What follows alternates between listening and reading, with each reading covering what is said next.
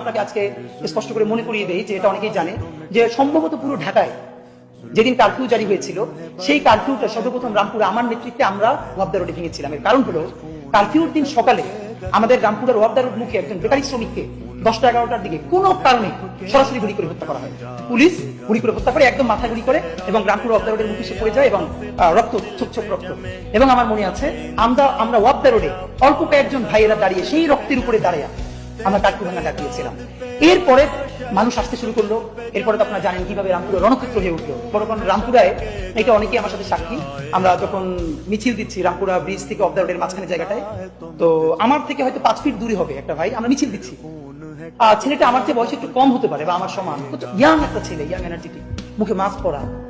হঠাৎ করে দেখি সে লুটিয়ে পড়েছে, বুঝতে পারি নাই। একটু পরে দেখি যে তার মাথা থেকে জাস্ট মগজটা তার পাশে পড়ে গেছে, গল গল করে রক্ত রাস্তার দিকে পড়ে যাচ্ছে, তার মুখে তখনও মাস্ক।